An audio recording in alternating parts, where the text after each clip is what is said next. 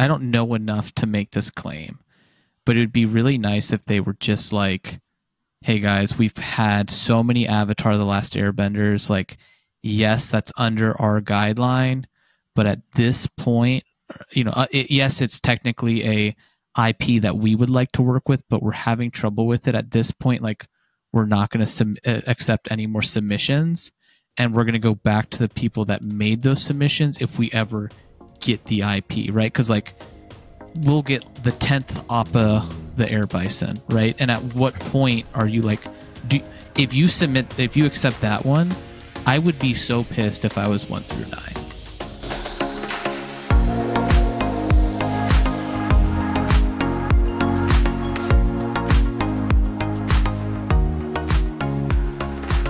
Hello, bricks, chicks, and minifigures. You are listening to AFOLs Welcome, where we talk about all things LEGO from the perspective of two adult collectors. We are your co-hosts. I am West. And I'm Grinch. And today we'll be talking about the current state of LEGO ideas. But before we get into our main topic today, let's address some exciting LEGO news. Exciting LEGO news. Grinch, first up this week on exciting LEGO news, we have a new ideas challenge, Ideas Build from the Heart challenge, that includes a fan vote. The Books Are My Passion gift with purchase, which is also an ideas set, is now live and available for anyone online. The Endurance has been revealed. We have LEGO images of the Endurance available. And the LEGO Ideas rules were recently updated, and that is going to be the focus of our main discussion today. So, Grinch, what in the weekly news stands out to you? Well, immediately, the fact that 3 of our topics are based off of ideas. Yes. There's a lot going on, but of course I'm excited about the Endurance, but we had talked not too long ago about these Built from the Heart challenge, and I remember we were kind of noodling together on like what would be a good thing to do. So kind of interesting to see the final votes to build on. There's 5. There's one called Lovebirds, and it's 2 birds and like a bonsai looking tree. Swans in Love, and it's 2 brick-built swans. There's a Our Story Memories book or container. And then there's a teddy bear, just like your classic teddy bear that says I love you on it. And then there is a Build Your Love with a big eye, big heart, and 2 people building the heart, and then you. So I don't know, out of those 5, which was your favorite? I mean, immediately the idea of the birds on the tree, I think kind of excites me. I love seeing different tree builds. But the tree as the one that was submitted, it does really scream the modular. I think of all of them, I don't know. I think the Build Your Love looks kind of cool, or the Our Love Story Memories book looks kind of interesting too. What do you mean it screams the modular? Grinch, I apologize. It's before we started the recording, I shared with you that I sat through a lot of traffic today. It looks okay. a lot like you just got your mind gardens. on the modulars. Got it. Yeah, mind on the modulars. It looks a lot like that's a good place to be. The bonsai tree. And so, yes. It's an interesting build. It's different enough, right? There's a lot of detail in the actual build itself. But I think, what stands out to me is actually all 5 of the suggestions are extremely polished as I'm looking at them. To include, what I really like is that brick-built heart in the Build Your Love challenge. That I think looks really cool with the color gradation on it. What about you? Which one do you think kind of stands out? I think we had to split the difference here because you said Lovebirds, the Lovebird modular, and the Our Story. And I think I like the R story and the teddy bear only because Yeah. like the teddy bear is just like a classic like cliche Valentine's gift, and they did this one in a way that it's not just like a blown up version of the classic Lego teddy bear. It's kind of its own thing. So I don't know. That one's kind of good for me. The Swans is a good build. I just couldn't imagine necessarily buying it. You know what I mean? Yeah. No, I don't think that would be one that I would want to go pick up at the Lego store if I saw it on the Right. shelves, which is not a dig on the creator in any means. The Swans look, Right. again, all 5 of these models are very polished. It's just not something that speaks to me. Mm-hmm. But let's talk about something that does speak to both of us. The Endurance was revealed. Grinch. It was. Talk to me, Goose. What do you think? Swoon. I didn't quite know what to expect, and I think some people, from what I've seen, have already pointed out, well, there's no minifigures. I'm okay with that. The focus here should be the ship. You know, it seems kind of like the designer of the Titanic also did this ship. You know, it's got a really nice scale to it in my mind, and it Yeah. looks like something that you would put on the shelf in your office, which is ironic because I'm actually currently looking for a wooden sailboat to go on my shelf. I don't think I'll put this one on there because I want it to be a wood one because I'm weird like that. But like, my God, this thing looks amazing. Yeah, I agree. I think this one looks really, really good. This model is really well detailed. It's surprising to me that Lego has taken this long to kind of build those ships for like a bookcase, right? And that's kind of where, like a wooden ship on a bookcase was something that you would do, years ago, right? What's cool about Lego Right. is you build it yourself. And so you can enjoy both the build and then seeing it in person. And they did that kind of with the Titanic. Now, you and I kind of remarked, we're like, the Titanic, other than the notoriety from the the accident that it had, right? Like it didn't even complete its first voyage. It's, as a ship, it's an odd one to be sort of on the Yeah. shelf in a finished state, even in an unfinished. Like, it's just weird, right? Because like you're not going to show it like buried in the seafloor. Like, that would be a little odd. Or like split in half and sinking. That would be a little morbid. But it's an interesting one. You know what? The Endurance also was kind of a failed expedition. So now I'm kind of wondering what Lego's deal is about wanting to build boats that weren't like fully used. Maybe there's their a complete criteria, potential. right? Like, we Maybe. should build the HMS Beagle. I don't know. Charles Darwin he went all around the world in that thing and it didn't break down. So I think so. sorry. I think Lego's criteria for their ship building selection is that the ship has had to have failed in some capacity, whether it's the Yeah. explorer or the ship itself. So I will heard say a rumor. the proportions are a little off on this. Okay. Like the hull is a little bit too squared and like it doesn't get that. It doesn't have good shaping on it, which I don't know if you can do better in Lego though. And the masts aren't tall enough. Yeah. That is for sure. I haven't poured over those details enough or compared it to images or drawings of the original Endurance. What I do like, I mean, and I appreciate in Lego is how difficult it is to make those curved hulls Right. for boats. That's just such a difficult thing to accomplish. Now, at that scale, it's a little easier, right? I did want to share, kind of a word on the street is that there will be a gift with purchase with this of, I think, a lifeboat that will include Mr. Shackleton himself.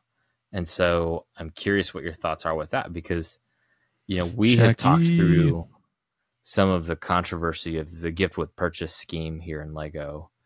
And, I feel like there's sort of a Gustav Eiffel touch to this where it's like, yeah, it'll be a gift with purchase. It'll be Eiffel's apartment and, not a big deal. But Ernest Shackleton was the the captain of this voyage and was the leader who brought his men home. I think he's almost too central of a character here to be relegated to a gift with purchase. And I think we're setting ourselves up into another Nazgul moment where we're going to get a lot of people clamoring for that gift with purchase and create a huge demand for it. And I also think a large frustration amongst the adult Lego community because it's a ephemeral collectible item that not everyone is going to have access to. And I don't know.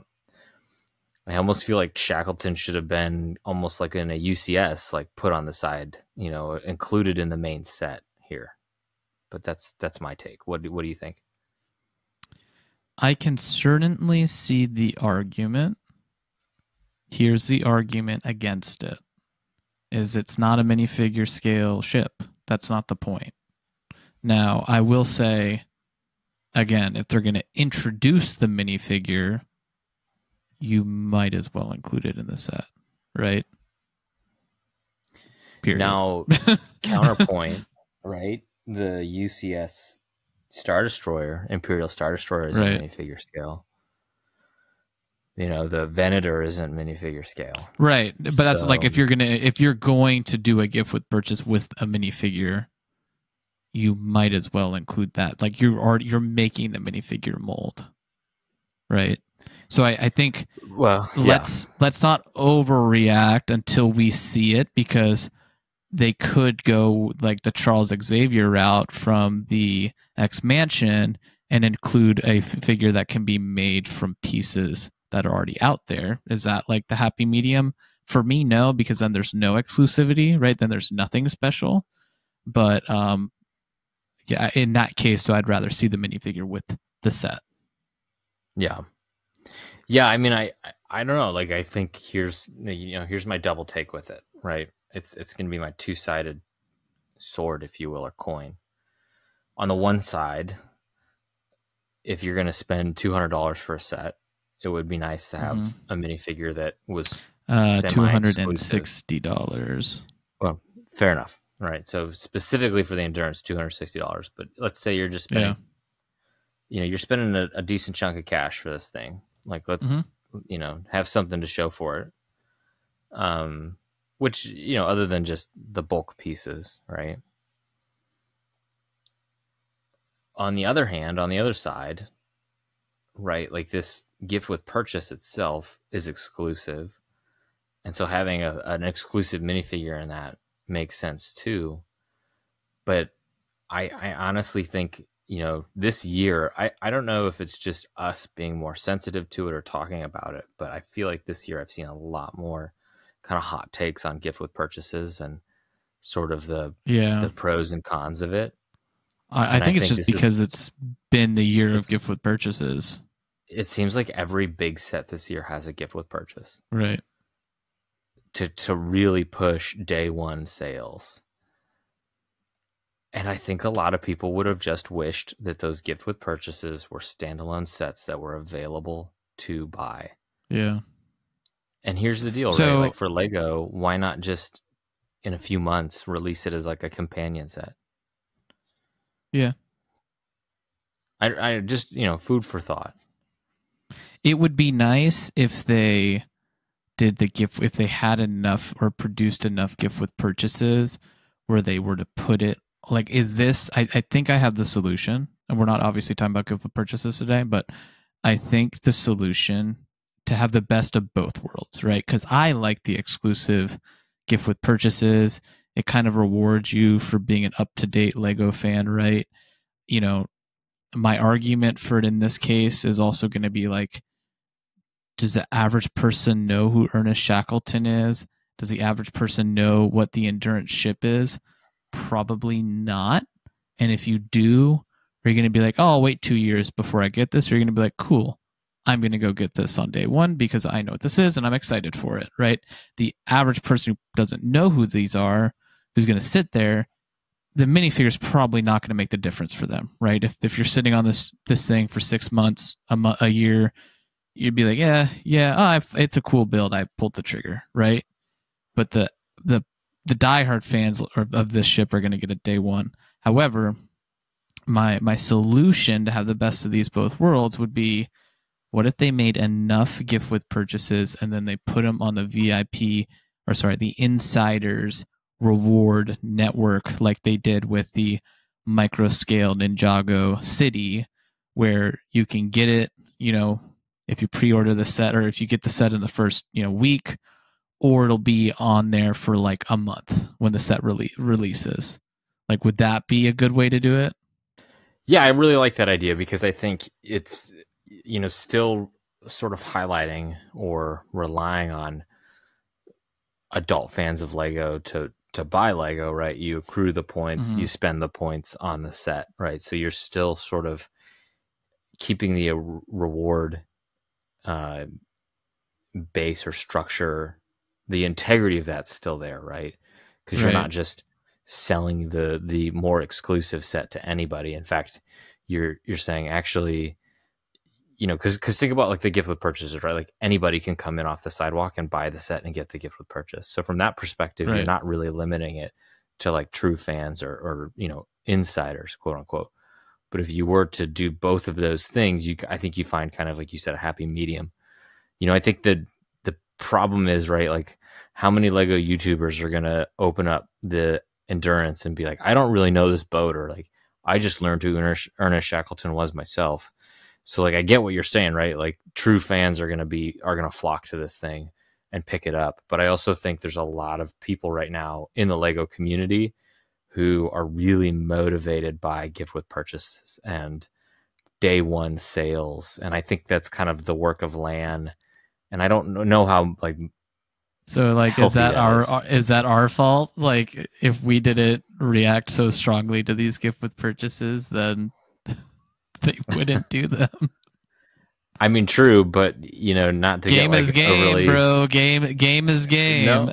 No, not to get like overly philosophical, right? But like, is it the addict's fault that they're addicted to something? Like, I don't know. I think there's a question here. In capitalism, yes, it is. I mean, certainly at the end of the day, a choice is being made by the consumer, right? So I don't think you can take away from that. I just, again, kind of wonder if these marketing campaigns are borderline predatory. But we've talked about this a lot already. Let's talk. Let's close the loop on this, because we keep talking about this for like ever. If they didn't do this, though, the alternative would be more sales, right? Like, spend $500 on Lego on Black Friday and get double VIP. Like, you would see more of that. So like, would that be better at the end of the day? Or is part of Lego being like a collecting hobby is kind of the ugly side of that, of like, well, it is also a collecting hobby, so people are gonna be drawn to things that are naturally more exclusive. I mean, if and I don't mean to like fear monger, but like, if the issue with a gift with purchase is the scarcity, then why not make every Star Wars clone trooper the same, right? That's in any set. Why not make, why have exclusive minifigures for more expensive sets? Because also, in some guys, that's not fair as well. Like, oh, well, I'm spending $300 on the set, so I should get a better Captain Rex than the Microfighter. Like, which one is it? Are we mad that there's exclusivity, or are we mad that I had to pay more and I didn't get an exclusive minifigure for it? Well, I honestly would argue I'm mad at both of them, because I think it's all dumb. You know what I mean? I mean, for a long time, I think Lego tried to fight against the exclusivity, and then started introducing these kind of in small doses, and then I think realized, I wouldn't say it got out of hand, but I think they realized, not necessarily the error in their way, but they were trying to be a little more equitable, right? So that's why we did get a Captain Rex Microfighter, because having this really, really exclusive and sought after minifigure isn't really the point of Lego. I think the fans and enthusiasts have turned Lego into a collecting hobby. Certainly Lego has encouraged that. I mean, the T-Rex that you have, that's like one of 2,000 ever made, Like It's Lego made a 500. decision. Apologies. That's Lego okay. made a decision to do that, right? But Hmm. at the same time, too, I think they do try to be more equitable. So I just, in a case of this, right, with like EFL or with Shackleton, when is Shackleton? There's going to be no microfighter of the endurance that comes out to make the Shackleton minifigure less exclusive. We talked about the Nazgul set from earlier in the year. Like the Nazgul minifigure was not special at all. Like there Right. wasn't really much that was exclusive to him. What was exclusive maybe were like the wings of the Nazgul, It but was, yeah, everything because I think else the was, Nazgul came in the Tower of Orthanc or Barad-dûr. yeah, yeah. I mean, everything else was pretty much just pieces, right? So I think Lego does try to draw a fine line. I think it's more of Yeah. just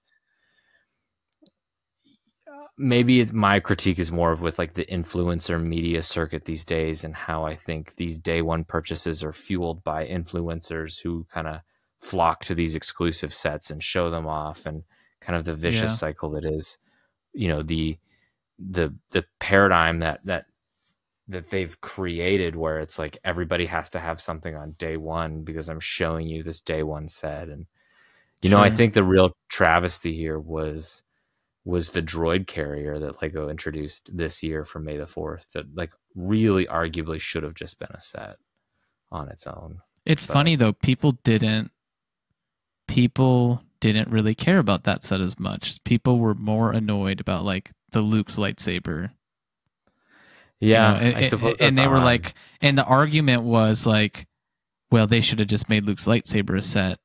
Well, And I also agree with that, Lego's but precedence is that we've never made lightsabers like that sets. But if you're gonna make that argument, the droid carrier is it's. I just don't think like what I would hate to see is it go to like this like you know communistic like nope, every set has the same. No, I say that jokingly, but also kind of like true. Like every set has the same. Like there's one Darth Vader minifigure that we come out with, right? And then like in 5 years it'll rotate out and we'll have a new one. And there's no gift. Like there's a part of collecting is the chase, right? It's the curating and chasing aspect, and um, I don't know. yeah, I don't mind where it is right now. The thing that I think I think there's just ways to like improve some of the quality of life of it.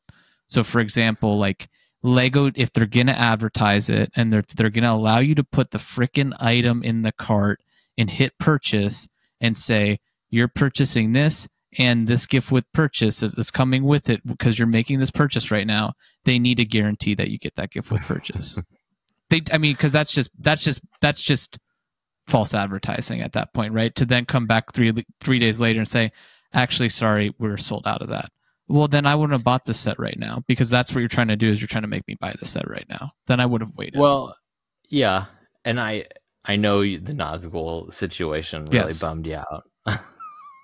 I mean, I bought one on the secondary market. It's not about the money for me. It's about like that is bad practice, right? Like you bought it Yeah. under the terms of you buying that set were broken because you bought it under the precedent that you were going to get that additional set, and they can't do. Well, and it's silly because Lego clearly, it's not like they didn't know that they were approaching a moment when this really sought after set was going to be released, right? Oh, Like they they made know so when May the many. 4th. They made so many sets, Well, right? Like absolutely, back in right? the And day, they they used to picked sell out of the set. Now they don't sell out of the set. They just sell out of the gift with purchase.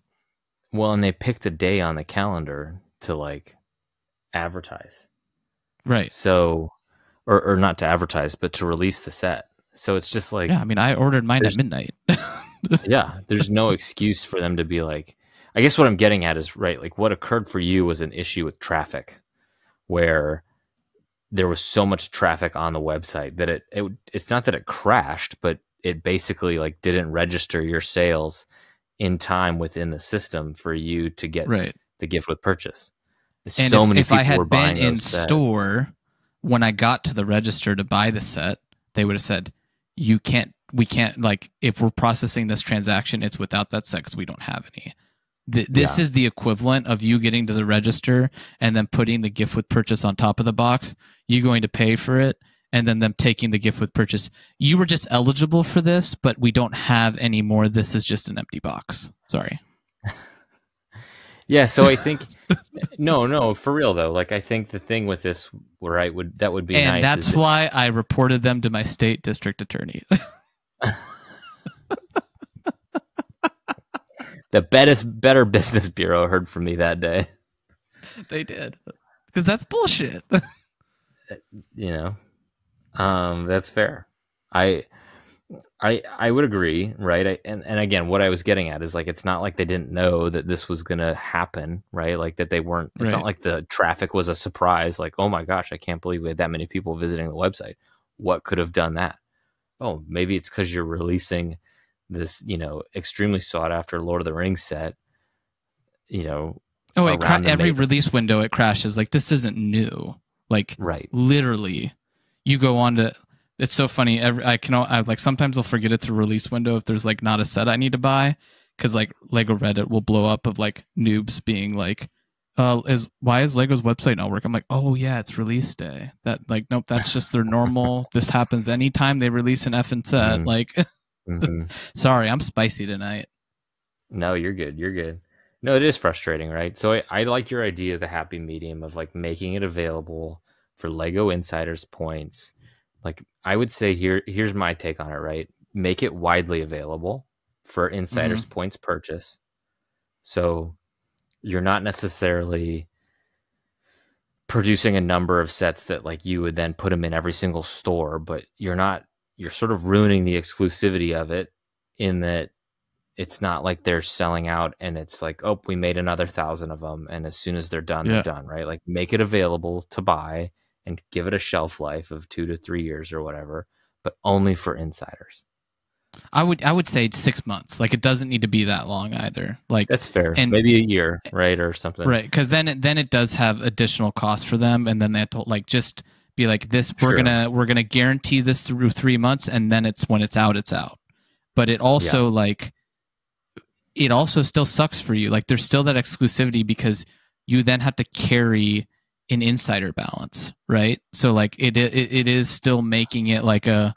And now I'm just like, this is fuel for Legos. You don't maintain an insider's balance. This is like fuel for Lego's, like, strategic fire here. Like, what's better than giving people rewards points for loyalty? It's not having to have those people spend it because they're like, oh my gosh, this could pop up at any moment. Like, well, yeah, right, because when people are spending rewards points, it's money off of Lego that they're getting. So.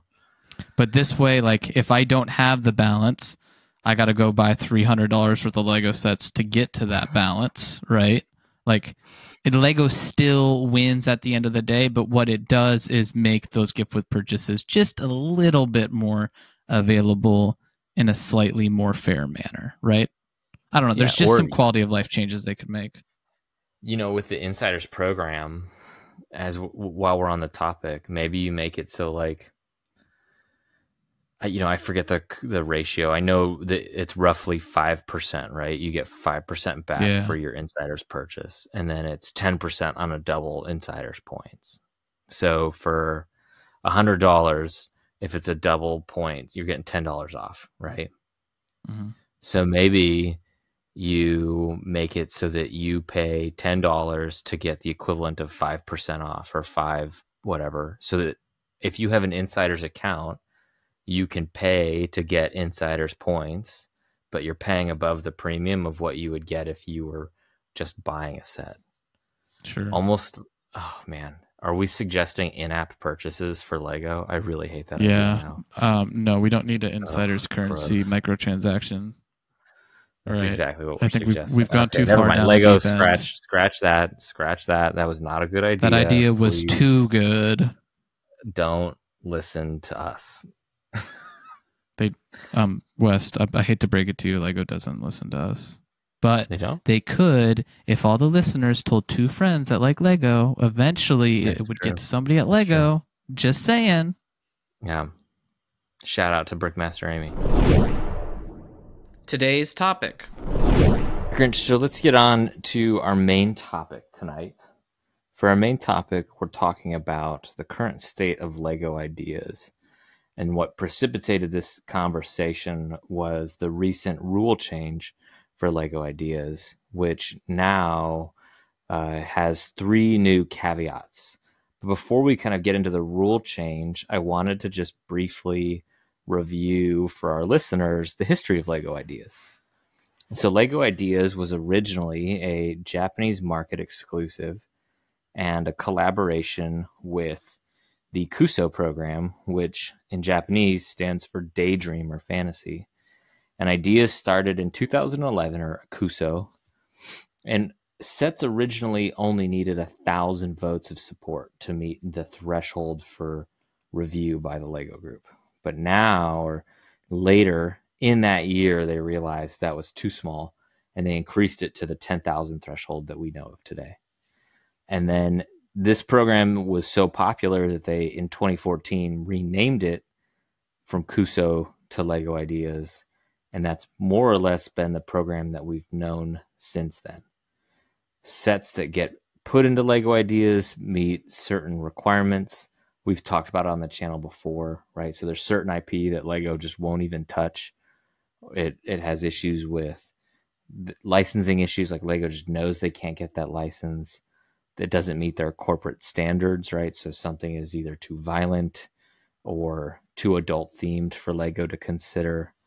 That could be a reason why it's not included. Or LEGO could just say like, hey, we just don't want to make this set. And I think that was actually a situation that you found yourself in with one of your LEGO Ideas submissions. I'm thinking specifically they said to it the was too Olympic violent. one. Oh, I was thinking the Olympic one with the athletes. No, they said it had too many IPs in it. I see. Because And each like Michael Phelps was his own athlete. Yeah. Right. Okay. And that's his But own. Point is sorry, that they of course, can. Michael Phelps was, of course, his own athlete.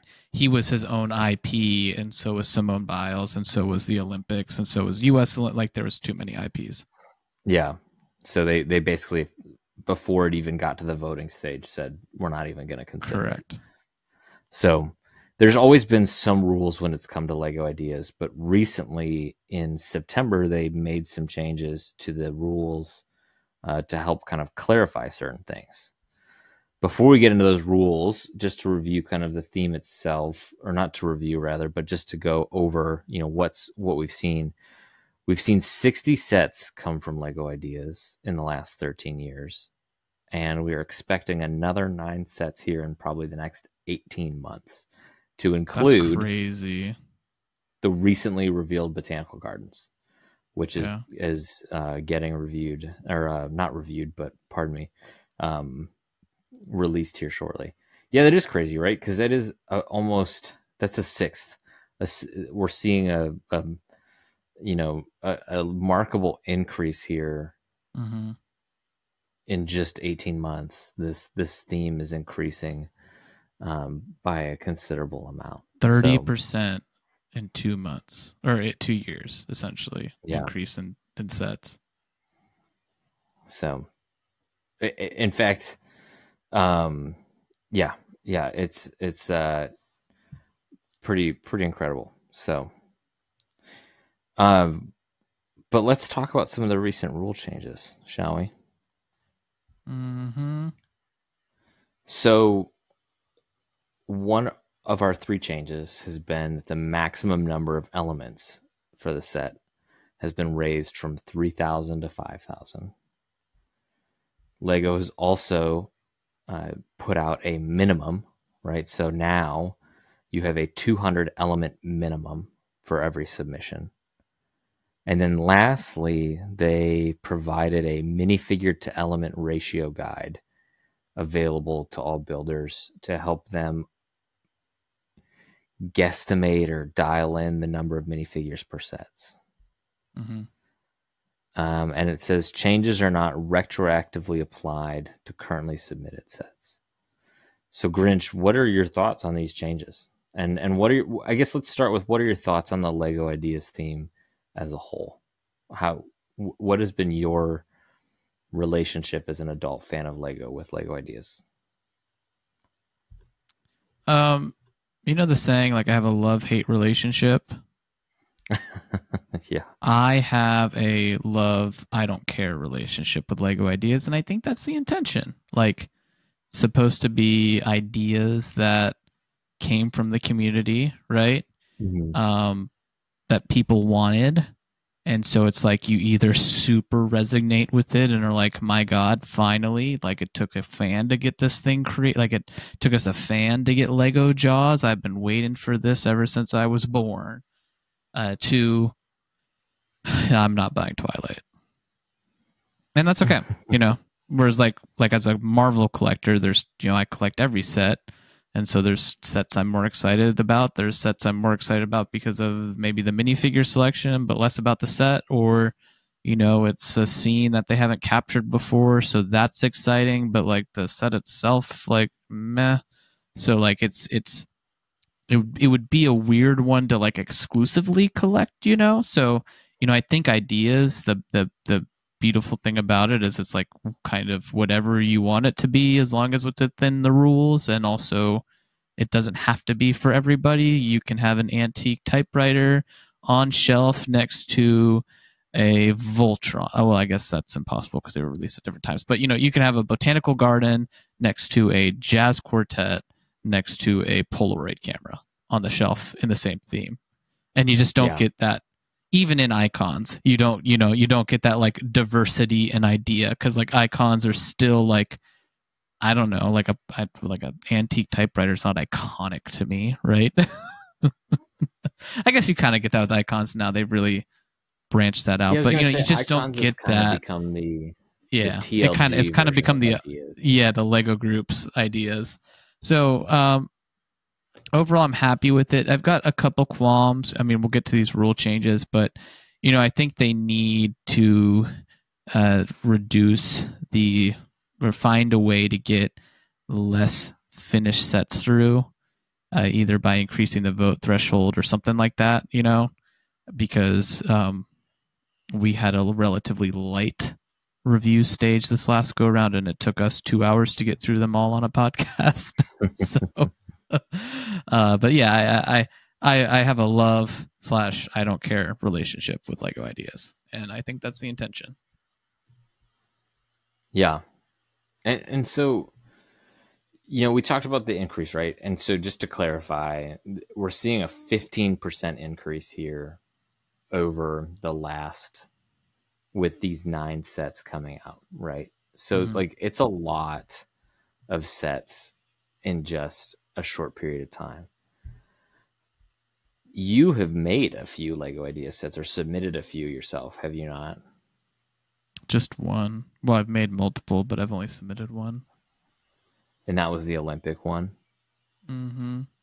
Valorant was not allowed. Yeah. Still sad about it.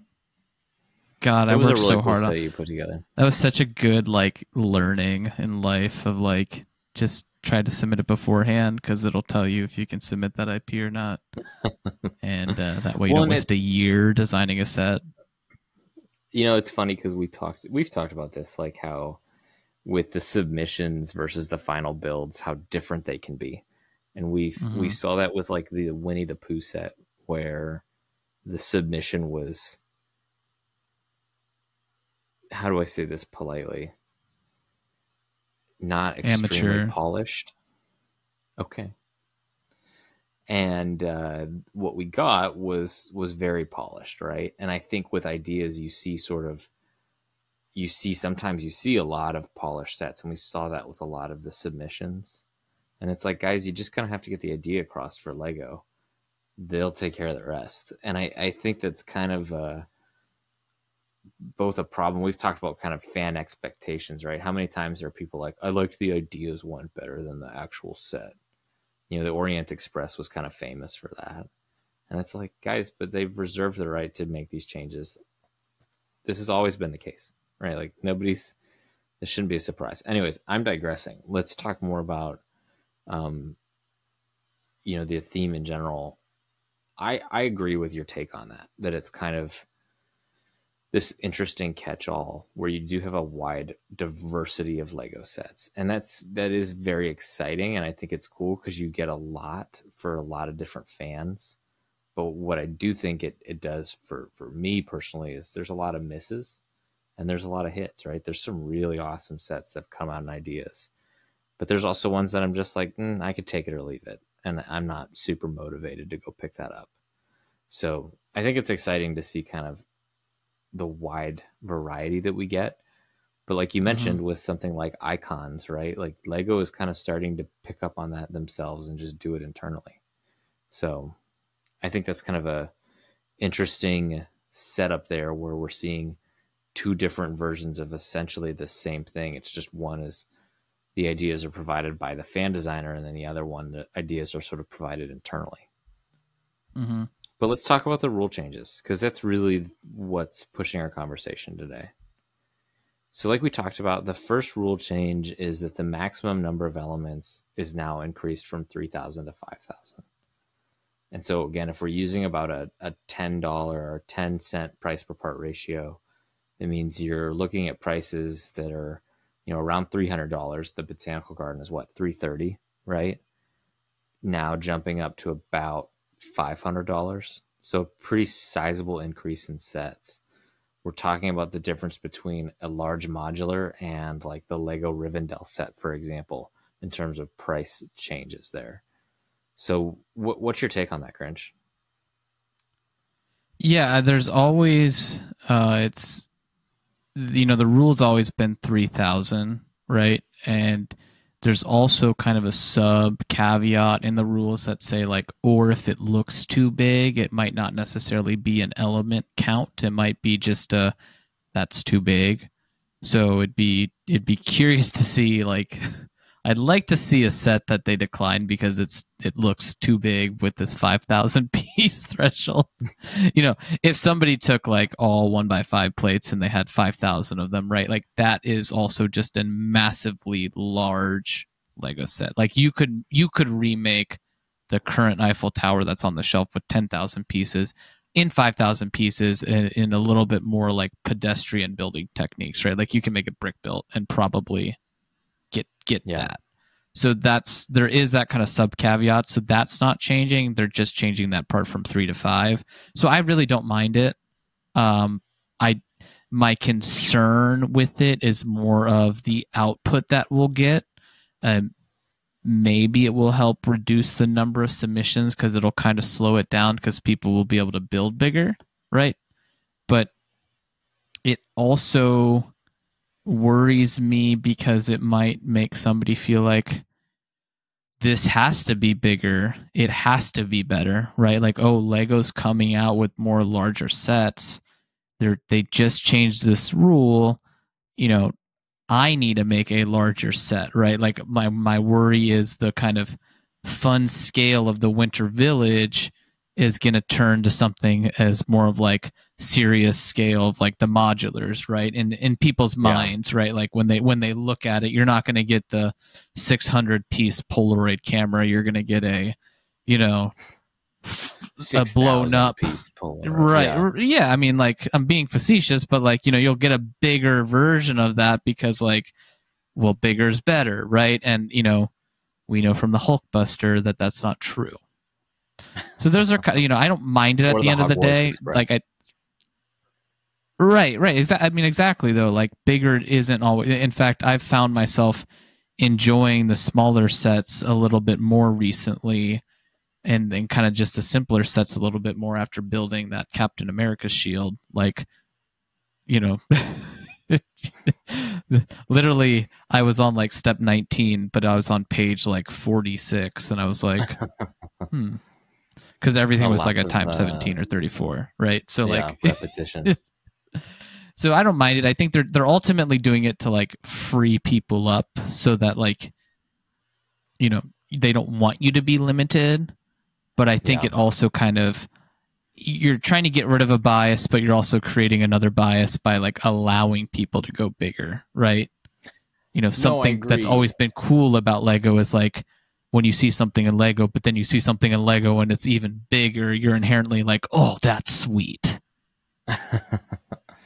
No, I really agree with your take actually, and I think that you're right. Like at the end of the day, this probably isn't like that big of a deal.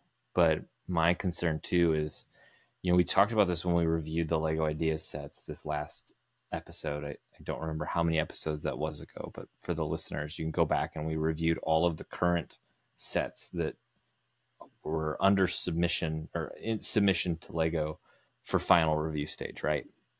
And it was one of the first ones we reviewed, and it was like the medieval town square, and it was just super detailed and it looked awesome. But like, when you're using 1x2 plates to make like A brick wall. texture, Yeah. it's just like that is way too much, right? Like Lego has brick tiles. They use like a 1x2 brick, not a 1x2 plate. And like for buildings that are made for like conventions and mocks and stuff that are designed to be hyper realistic, that can have a really great effect. But for buildings that are designed to be built in set form, it's just too much. And I almost see that becoming a thing. And it's like, this is going to sound really weird, so tell me if it like makes any sense. It's almost like too rich and too decadent, like having like a really like rich bite of food, and you're like, it's delicious, it's a lot, and I kind of need to step back a little bit. And I think it's something similar with these hyper focused and hyper detailed models. And I feel like by increasing the piece count, that's kind of, you're either going to get bigger or you're going to get more detailed stuff. And I applaud the community and the builders who do that for A, their patience, and then B, just their eye for detail is really impressive. But it's a lot, and it's kind of exhausting. I also just fear that we're going to start to see more and more expensive idea sets. This was for a while a theme where the sets were about $100. That was pretty consistent, and you actually got quite a bit for $100. There were some of the best like price to part ratio sets that you could find. Yeah, like 50 to 150 was that sweet spot. Yeah, like really solid like piece counts for what you were purchasing. You know what I mean? And now they're kind of slowly starting to get to that 10-cent price per part ratio that is sort of become the norm, and they're not what they used to be. And so I don't know, I'm just concerned we're starting to get more and more sort of flagship ideas sets that are getting bigger and more expensive. And so anyways, that is my concern. But I agree with you, at the end of the day, I'm not as, of all the rule changes, I don't think this is necessarily like the worst one. So speaking of which, it's not bad. It just maybe introduces people's, it maybe stimulates too much creativity. Yeah, exactly. So let's talk about the next one, which is that Lego now is introducing a minimum piece count that is required for submissions. Hey, Ian, and like you, yeah, Ian, can you make sure you're talking in this direction? In this close? Yeah, sorry, you're trailing when you turn this way, it trails. Your body is pointing that way, so you're kind of trailing off in your conversation and getting a little bit more relaxed in the voice. And sorry, that's okay. I just can't edit that. So yeah, where was the last part? The second rule. Just reintroduce the second rule. Yeah. Yep. So Grinch, the second rule that they've introduced is that there's a minimum element count now that's required for submissions. And like you mentioned with the maximum count, right? The maximum count was interesting because it was supposed to not look like it was over 3,000 elements, right? Right. But now they're saying we are also implementing a 200 element minimum. And this is directly from the Ideas website, which means if you have 199 elements, I think to me that sounds like your set will not be considered. It's not like needs to be around 3,000. I'm curious if, so I've submitted I've submitted 2 ideas before. One got through to actually like being approved to be voted on. and I'm getting ready to do another one. You never had to say how many pieces your set had, but I wonder with the Mm. minimum if you'll be like required to, which is obviously a pain in the ass if like you physically build your set and take photos of it, like that sucks. But like if you do it on like stud.io, like obviously that's easier. It's already counted for you. Yeah. What do you think of the minimum requirement, though? This I dislike more. And part of Yeah. the reason I dislike it is because the whole idea of Lego Ideas was that it never had to be polished. You weren't designing a Lego set, you were creating an idea for a Lego set. And then the Lego group was going to, like the Winnie the Pooh, right? You know, that maybe that builder wasn't the best builder out there. So they submitted a set and Lego's like, hold my beer. We got you, fam. Let's go, you know? And Yeah. you know, so all the Gen Zennials can understand where we're at in the conversation. But it it was never, you know, my fear is, and maybe some of this is intentional by Lego again because they're trying to maybe not increase that vote threshold, but like also, you know, I just would hate if people feel like, oh, I can't submit my project because it's not as polished or not as good as somebody else's, and the 200 threshold won't necessarily do that, but this combined with the 500, you know, pushing people to build bigger will, right? Like you will Yeah. inherently get like, and they've said themselves, like they made these changes to promote creativity and have nothing hold you back, right? Well, sometimes a little bit of too much freedom can hold you back, right? So yeah, and I mean that's an interesting point, right? Like I think sometimes people see constraints as a bad thing, but sometimes constraints can give you some guidance, right? Like if I tell you like hey, you can go anywhere, right? Like sometimes that's a little overwhelming. Whereas if I'm like, hey, Where do I go?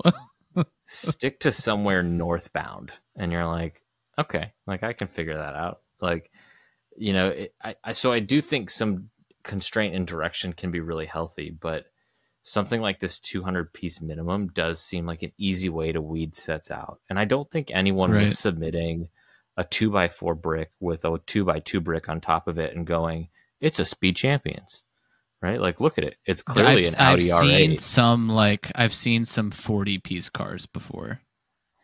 Well, and so maybe that's just something where Lego's like, guys, that's really not what we're trying to do here. So maybe that is kind of on purpose, right? So I do think that that's Right. fair. But I like I said I really like your point of them like maybe sort of unintentionally influencing this more than what they intended to, right? Or maybe it is fully intentional, but I'm kind of seeing that as an issue, right? If you're saying that hey, there's a piece minimum and now we're increasing the maximum, could you be potentially dissuading some people from posting their builds who are closer to the 2000 piece or 200 piece count than the 5000 piece count because they're like, well, it's not as polished as some of those other builds that I'm seeing on there. And that would be a real shame because that's kind of not the point of Lego Ideas, you know? Mm-hmm. But at the end of the day too, right? Like I don't think this is really that big of a deal. I'd be curious to see how many sets would in a typical period or voting period get eliminated because of this rule. And like everything, right? Like it's the Legos challenge. So they've never really they've always sort of made their guidelines just that, guidelines, not rules. So I would imagine like maybe you create a 199 piece set that is just super cool. It gets like 10,000 votes in a day. I'm being very facetious, right? But like it's well within their IP to build, and they're like, we're doing it. Like, I don't think that's going to keep them from building the set Right. or Right. selecting it. Yeah, I just think it what and none of these changes are the end of the day, right? Or ruin the day, but I do think it does start to create some biases, right? Just, you know, unconscious bias of like, okay, I can't do 200, but I can go up to 5,000.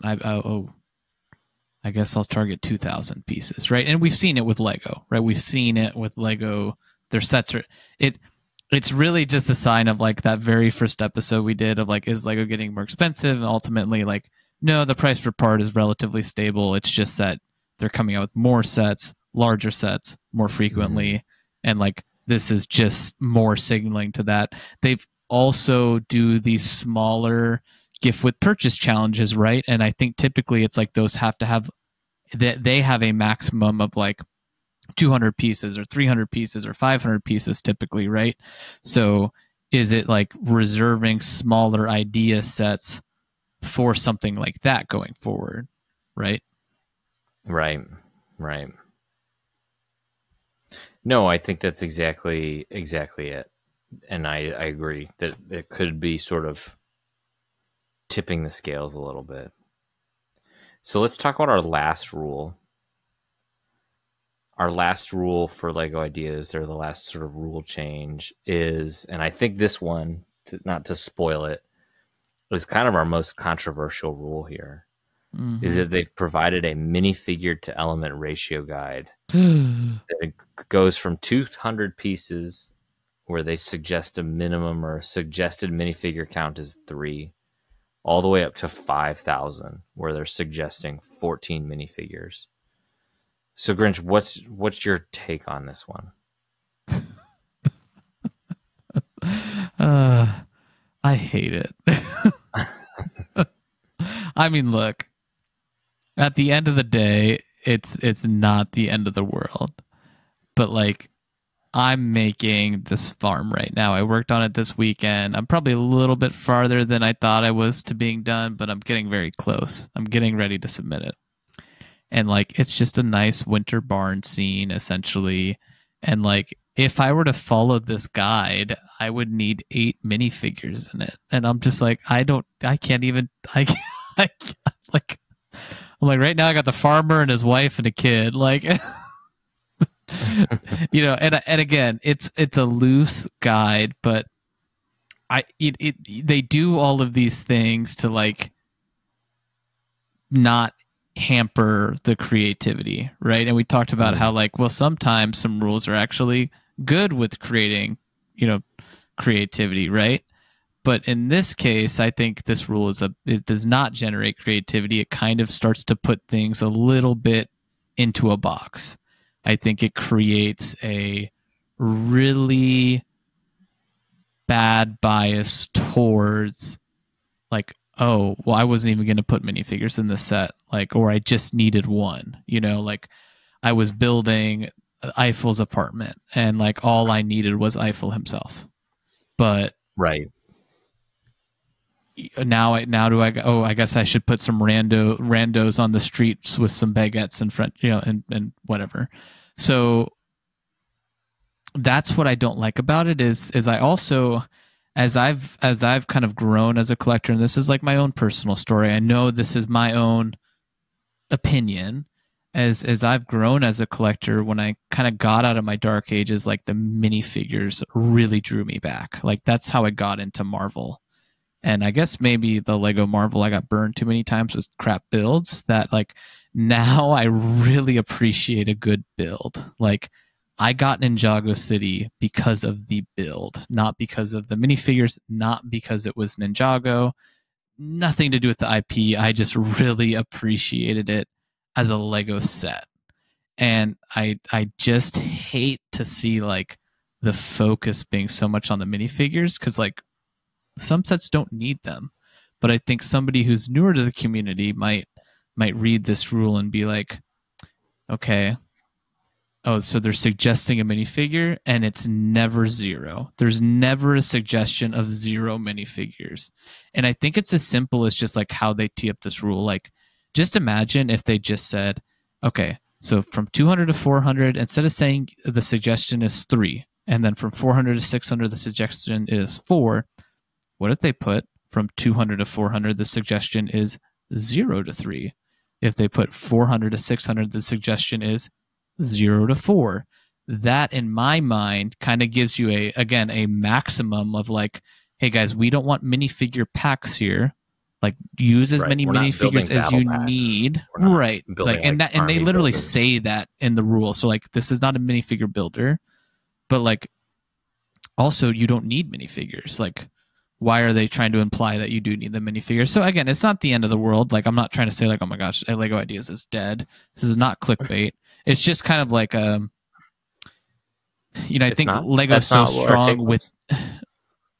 I think it's just so strong without the minifigures as is, right? And I hate their like people already gravitate towards minifigures in general. You don't need to like incur like that's the shiny object. It's like if you ever go like if with your wife and she's like, hey, we should go like pick out an engagement ring, like you don't take her over to the 6 carat and 4 carats to be like, well, we've been together for 4 years, like you just like that's Speak gonna for happen, yourself. like you that's gonna happen, so like I don't know, what do you think, West? No, I think you bring up a really great point, and so you solved it, and I think we're done. If we just said 0 to 3, no, I'm teasing. Lego, I if you think you need a bring up new a good. creative vice president of We have talked about the pitfalls of minifigures already tonight with the gift with purchase discussion and the exclusivity that they create and some of the challenges with that, right? What we've also talked about is, or what you just mentioned is hey, like a simple clarification here is really all that's required. What I want to kind of bring to the table is if you read the verbiage, and I'm going to quote it here directly, it says, while this guide is designed to provide a framework, there may be situations in which submissions outside of this are approved. Each submission is evaluated within its own context, meaning if there's a compelling or narrative reason for including those minifigures, approval would be at our discretion. This is a guideline and not designed to prevent builders from including all the minifigures needed to accurately recreate a scene or limit their imagination. But like you said, it sort of implies that like, hey, if you have a 1,000 part build, you need to have 6 minifigures. And I think where I'm struggling the most is the first sentence, right? Where it says, this guide is designed to provide a framework. Okay, no issues there, right? There may be situations in which submissions outside of this are approved. That's where I have issues because it's suggesting that like, it's like the sentence is like, hey, by the way, this isn't that big of a deal, but we're going to follow it pretty closely. that's how the sentence it's not a big deal, me. but if you're not following it, we'll have to specially approve you. Exactly. And so it just, I do hear you, right? So like, I think fix that sentence, fix the suggested minifigure count to 0 to 3, right? Like the jazz like quartet. The holidays are coming up. You get to the dinner table at Christmas and your mom's like, you can sit anywhere, but if you sit in the wrong spot, I'm going to make you move. Yeah, it's like I don't know what's on your mind, Lego. Like, no. It's like if your wife tells you, does this look good on me? It's yes. My God, it's beautiful. Nobody wears it better. Yeah. No, it's just I think it just sets up some confusion, right? And if we've looked at some really successful Lego idea sets, right? The Polaroid camera, the ship in a bottle, right? The jazz quartet was a really fun one, right? Like none of those sets have minifigures. Saturn V. Yeah, typewriter. Right. Like, so successful it became pop-up book. Its own. They reissued Minecraft. So yeah, I mean these sets don't necessarily have minifigures in them, and I think that this rule just sort of strongly implies that the presence of minifigures is like suggested, right? Or sort of favored by Lego. And if you take that in the context of these other rule changes, where now they're saying, hey, we want a 200 part minimum, we're increasing the maximum to 5,000 parts. It just feels like we're gonna get bigger and bigger, like not that the Office was a bad Lego idea set, but sets more akin to that, right? Which then narrows the scope of what is available for you to make a Lego Ideas set based upon.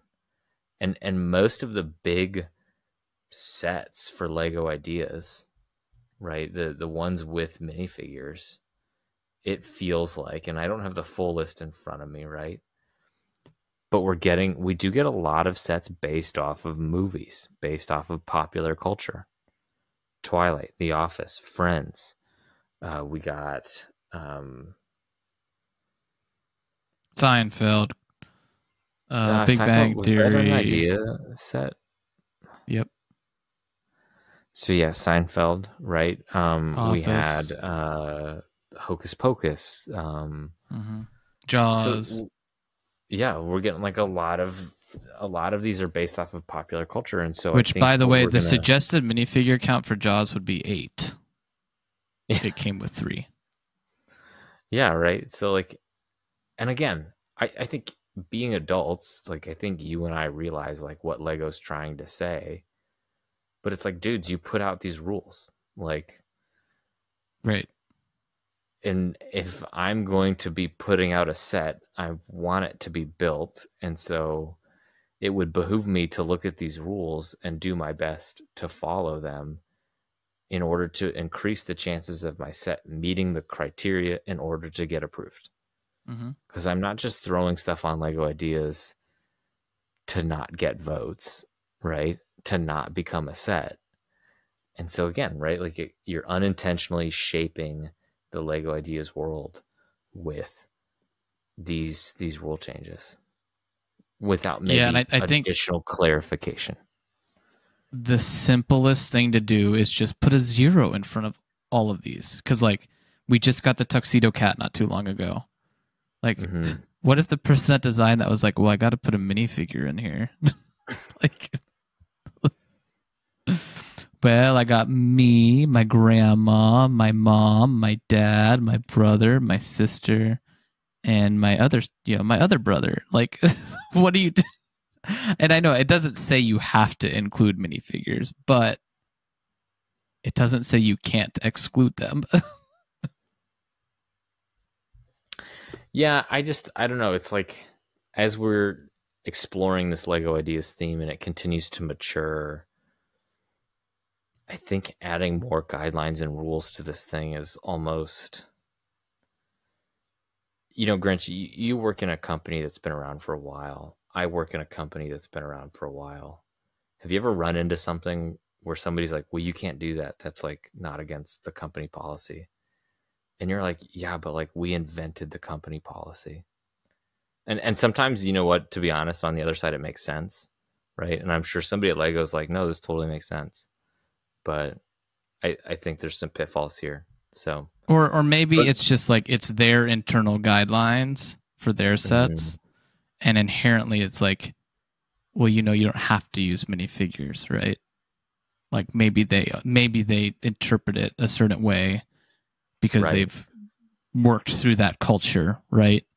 So well, maybe like they think when it's you obvious. put that right. Yeah, because maybe they're like, maybe what's sort of not written is they're like, no, if you are going to use minifigures, then here are your suggested guidelines. And again, right, like for you and the flow chart starts up here of like, are you using minifigures? Yes, no. If you selected yes, here's your guideline. But that's not what there's written. That's not the flow chart. And someone might say like, well, Americans need everything spelled out, but it's like, guys, like these are the Dutch, like, or Danish. Sorry. Oh man, I'm sorry. Wow. Lego. I know. I apologize. Remember that review we had 2 episodes ago about the person that slapped the Lego designer? You're next, West. You're next. Oh, I don't know. Does the Danish and the Dutch, do they get like insulted when you miss like? They're like, how dare you? Like, the tulip bike riders, or excuse me. Yeah, we just live under sea level. Them. Like, geez, take your windmill and shove it where it doesn't shine.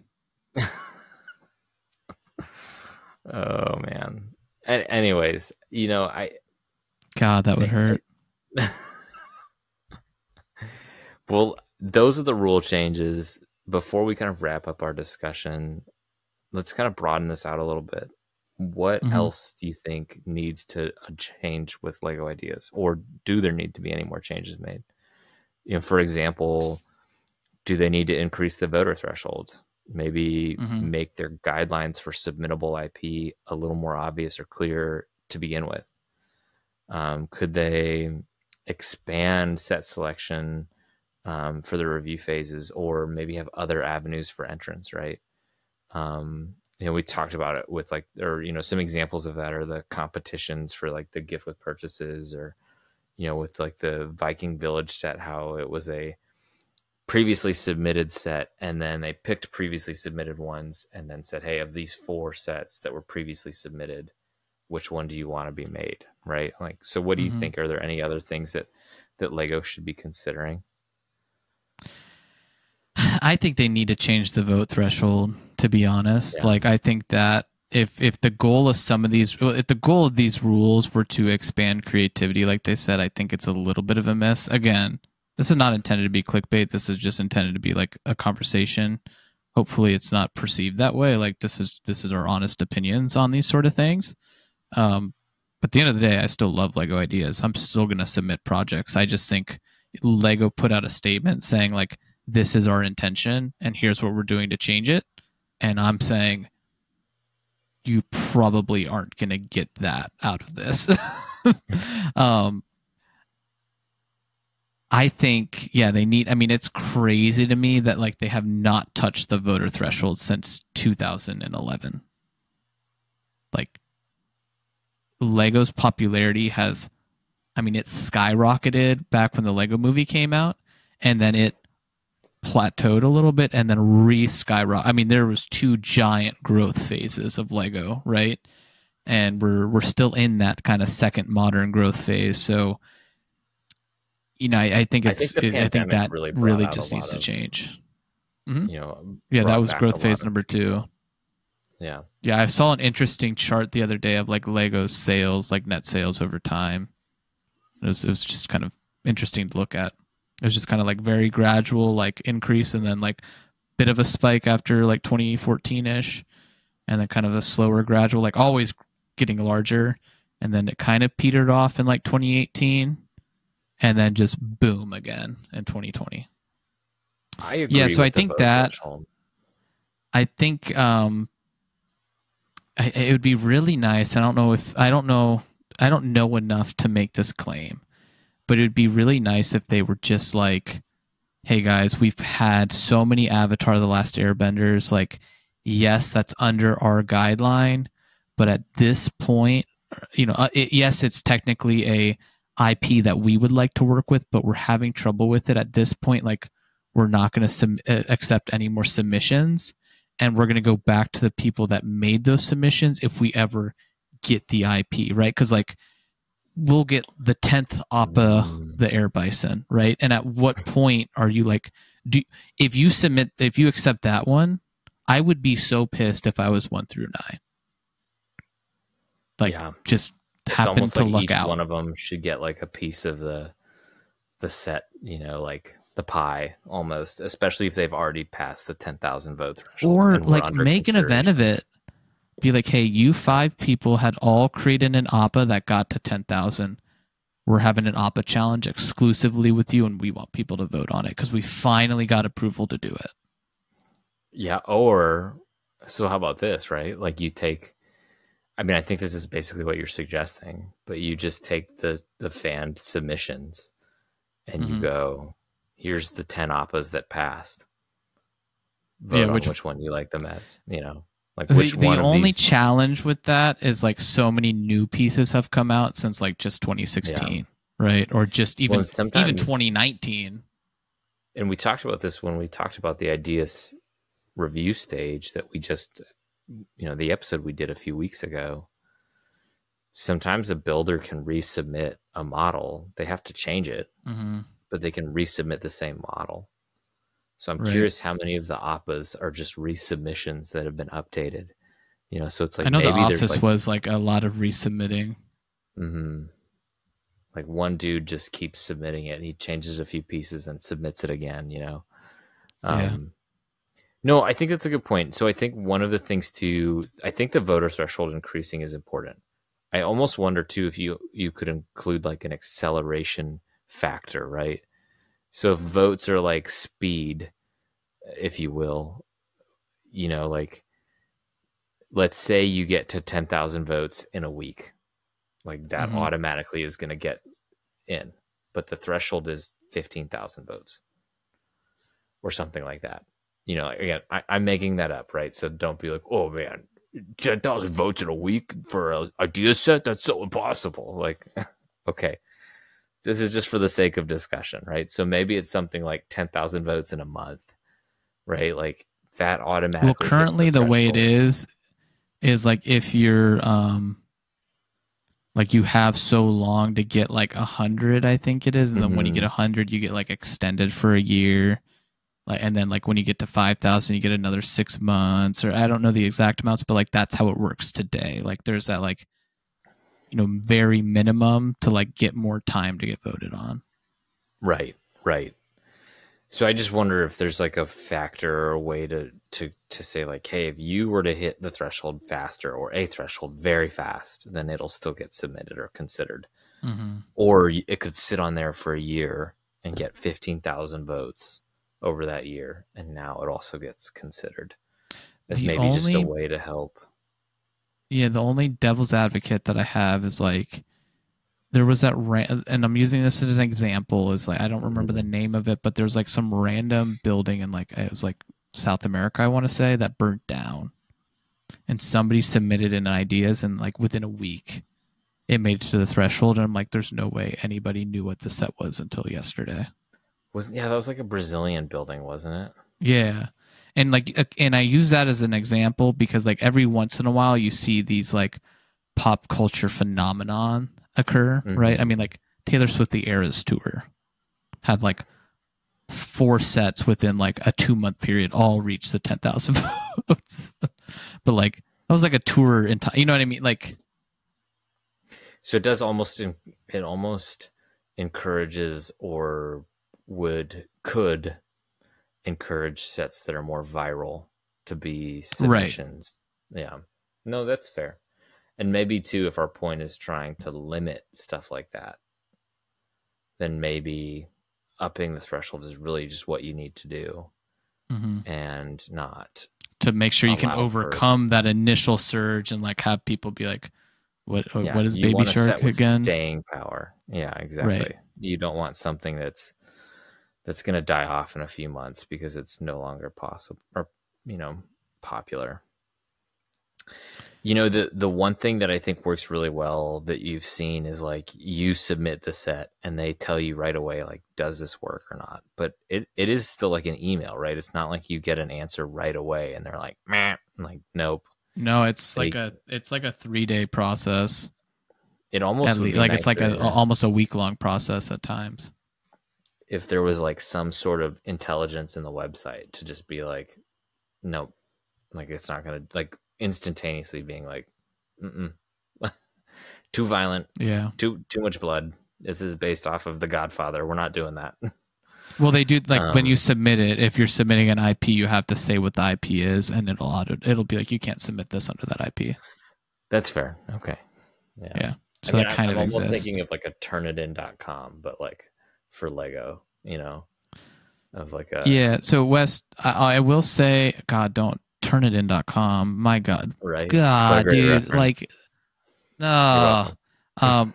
So I was doing like when we were doing some research, I actually like this was posted on Reddit, so I went and I was just kind of like reading Reddit comments to kind of see how people felt, and I found so like if they don't increase the vote threshold, and in this instance, right, we've kind of come to the conclusion that like we think these rule changes are gonna um, encourage larger submissions with more pieces. Hmm. I found a Reddit user.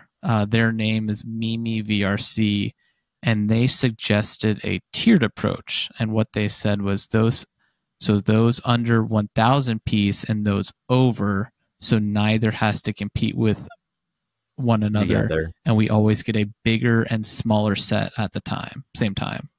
What do you feel about that? I like that. I like that. We've talked about it already. I do like the smaller not gift with purchases, but the smaller idea sets. Mm-hmm. Like you said earlier in the video or in our discussion tonight, smaller sets can sometimes be nice to build because you can sit down and build a Speed Champions car over the course of an evening and Yeah. spend On a Thursday night after you 30 drop the minutes kid to off an at soccer, you can hour, go build it. doing that, right? You can Mm-hmm. have a glass of wine, you can turn on an episode of whatever, and you can build a car.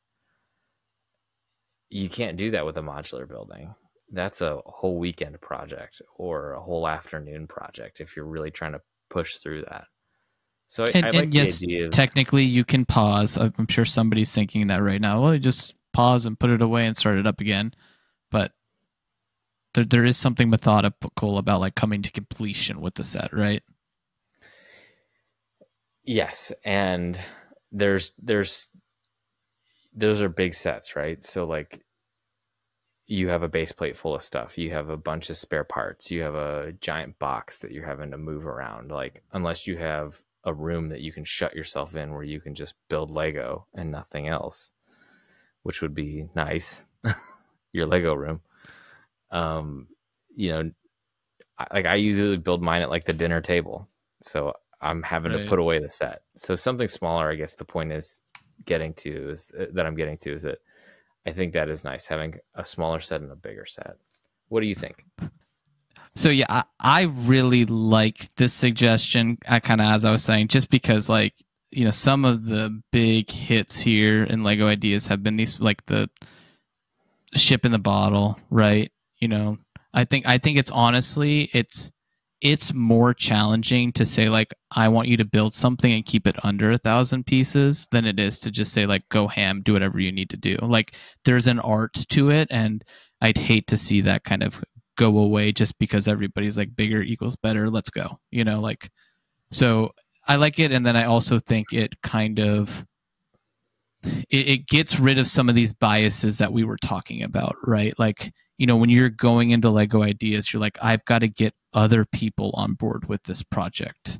So what will I think they like? Well, I see Lego making a lot of bigger sets and people are really excited about that $350 Dungeons and Dragons idea set. Like, actually, no, I'm just going to do the best version of what I can do for a Polaroid camera. And I know that like I'll have a specific avenue to like get that smaller set to become an official Lego set. So I love this idea.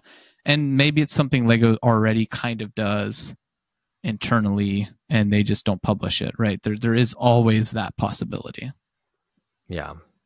No, I think that's fair.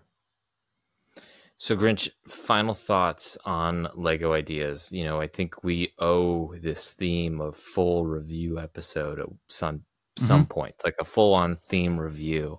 So I don't want to maybe dig too much into that at the moment, but final thoughts here on the rule change, and then we'll get into what we're building this week.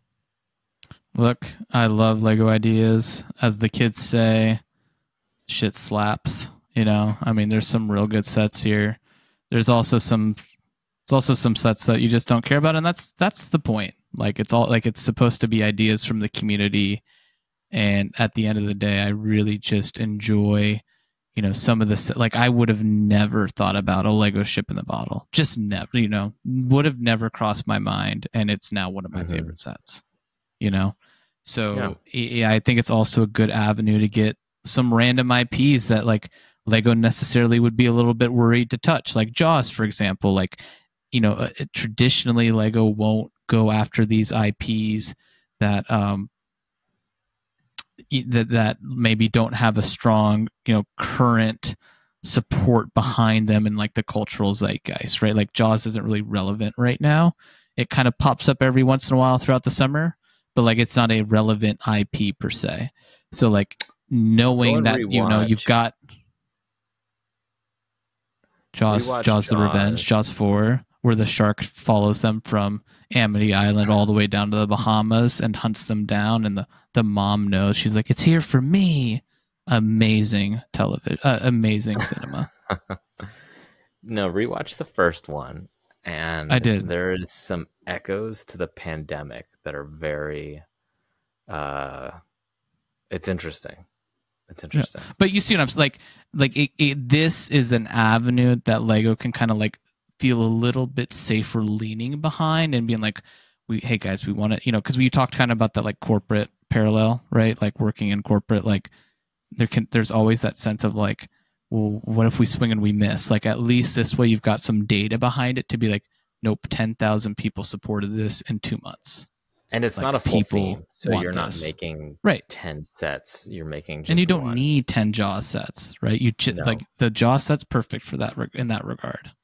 No, I agree. So I think that would make sense. At the end of the day, I think I like that Lego's doing something and trying to change the rules. I'm being a little bit critical on what they've changed because my opinion is that won't necessarily facilitate the result that they're trying to achieve by this change. However, got to give it the good old college try, right? We'll see. Could be an overreaction, and it literally ideas could feel the exact same. Time will tell, right? So yeah, just got to keep pressing with it. At the end of the day, it's a simple little rule change. It's not the end of the world, and change is inevitable. We'll see what this brings.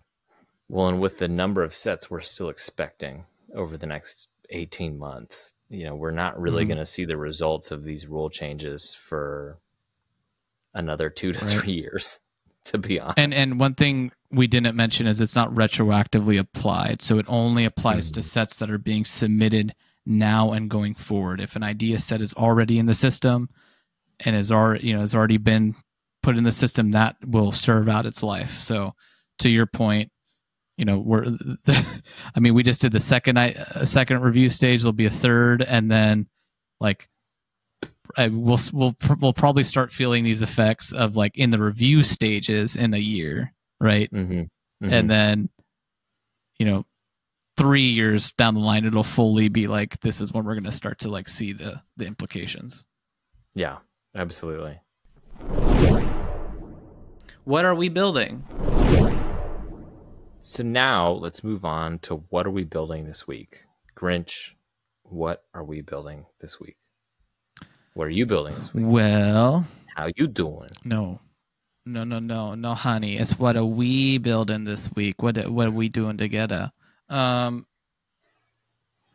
so I built the Parisian. It's getting late, by the way.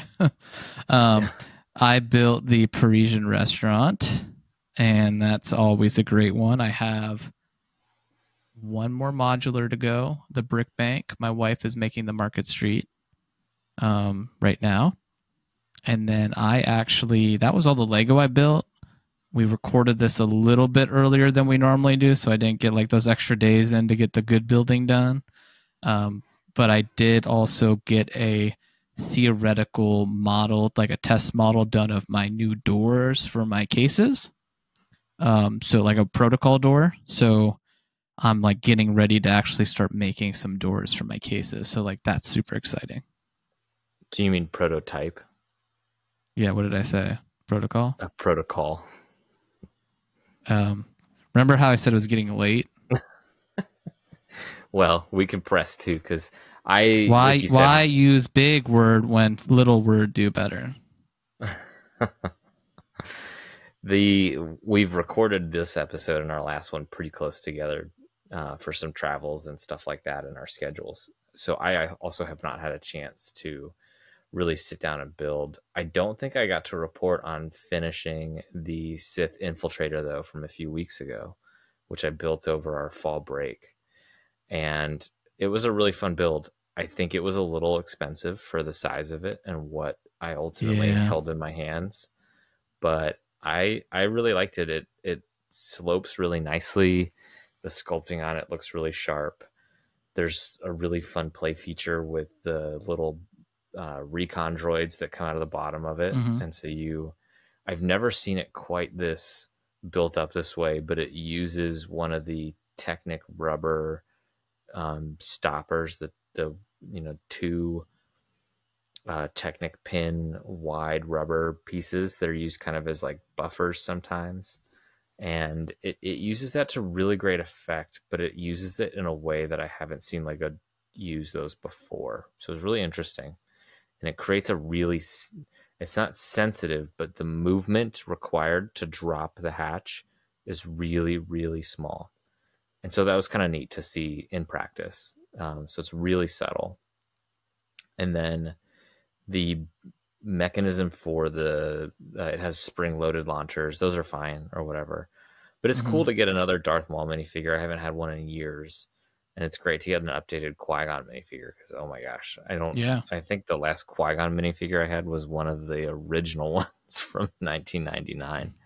So kind of nice to get an updated figure in that category. It looks great. So kind of a neat setup. And then, of course, the real reason I bought it was to get the figure from, Saul Guerrero from Rogue One. And, there's a lot of controversy over his outfit and it looking blue in the movies and shows or whatever, and him being dark green, but I think he looks fine. It looks great. It's a costume. The colors for Legos aren't always perfect, so they're picking the color that makes the most sense. Who's to say he didn't have a green version of that too? It's not like characters in the Star Wars universe wear just one outfit all the time. People forget to that Lego works with the companies that own the IP. Like, we actually are friends. Like, we grew up with somebody that does it for Harry Potter. And like their job, like she actually goes to Billund a lot, and like her job is to make sure that like the Harry Potter stuff like checks the IP and like brand standards. So like there is somebody that they work with that like typically signs off on all this stuff at the end of the day. So like if it sometimes it's not necessarily like, and I know I'm a Lego fanboy, but like sometimes it's not necessarily like Lego's intent to piss everybody off, even if it feels like it. What? Especially with Star Wars. Yeah. I mean, if anything, you could probably say that that's a Disney issue more than a Lego issue, right? Mm-hmm. If the accusation is being made that it's somebody was not paying close enough attention or something like that, so probably fair. Yeah, it's a fun build. It was great to get the Saw Gerrera guy, and you know what, Grinch? There's some rumors about maybe some Andor/Rogue One stuff next year. No idea what you're talking about, Wes. Maybe you should refer to Lego Leaks Reddit. I'm very excited to see that. Anyways, let's. I bought the Nightmare Before Christmas set so I could get the Books Are My Passion gift with purchase. And we're recording this before Friday, and so I am going to go on Friday to get the X Mansion in person so I can make sure I get that gift with purchase. I actually took the day off because I just, not to get that was just a happy coincidence. Yeah, was just a happy coincidence. I just had some leftover vacation I need to use, so I just took the day off to like actually work on my Lego room. And I was like, oh, cool, now I can drive to the Lego store and get that. So I was going to get the Nightmare Before Christmas, but it's been on back order since it released. Like, they haven't had it back in stock. So I just was like, well, I'll just pull the trigger. And I got the email being like, this is expected to ship January 15th. And I was like, There you go. Okay, right after Christmas, exactly when you want to get it. Exactly. Brick mail. Next, let's get into some brick mail. For brick mail this week, we are featuring a fan from Instagram, Toys on the Side, and they tagged us in a post, which was neat because I think, Grinch, is that the first person are they the first person who's actually tagged us in a post in that capacity? I think they might be. I think so. I mean, Mav will tag us in some stuff, but like this was more of like somebody else. Toys on the Side posted it and they tagged us. Yeah, it was kind of cool. We appreciate that. I think they are Toys on the Side though. Yeah. But yeah, it was cool. What he did was he created a patchwork Converse, so a shoe that used one of the Lego Dots panels, and he actually sewed it into a shoe, and that gave him the ability, or gives him the ability, to then with tiles and whatever he wants to build out, fun designs on his shoes, akin to the Lego and Levi's collaboration we saw a few years ago. Sorry, I think I said Legos. I apologize, guys. It is getting late. Slip of the tongue. Wow, do you even care? I know. I'm sorry. The Lego and Levi collaboration, where it had a panel right on the breast that you could build out with like a design or whatever. And so the shoes, his Converse, look exactly the same or very close to that. And so it just looked really cool. So if you're interested in something like that, take a look at his page, Toys on the Side. He does a lot of different builds. He's interested not only in Lego, but he's got some stuff about Funko Pop on there and some other fun pop culture, collectible things. For his Lego designs, they're very geometric. They're kind of cool looking. He does different like ornamentation and stuff. One of the builds he built reminded me of those balls that you took as kids that like expanded when you pulled on them, right? Because they like bent and they were kind of spiky, and then you pulled on them and they got really big. So it's a fun. He's building some fun stuff, posting some fun stuff. So if you're a fan of the channel, give him a look. He goes on to say that he's been enjoying the show, despite being more of a mock builder. Which, hey, you know what? We forgive you for being a mock builder. No, all builders and fans of Lego are welcome, and we do need a mock builder so that when we do our episode on mock building, we can have like some expertise, because like you and I like dabble, but we're not like they're like, I feel like everybody for like a little bit does kind of some of their own creation, but like there are some like pure mock builders out there, and like, my God, they've got good work. So we'll have to find somebody to guest. Maybe there's somebody who's shared a post with us who might need to be a guest on the channel when we talk about mocks. I don't know. Maybe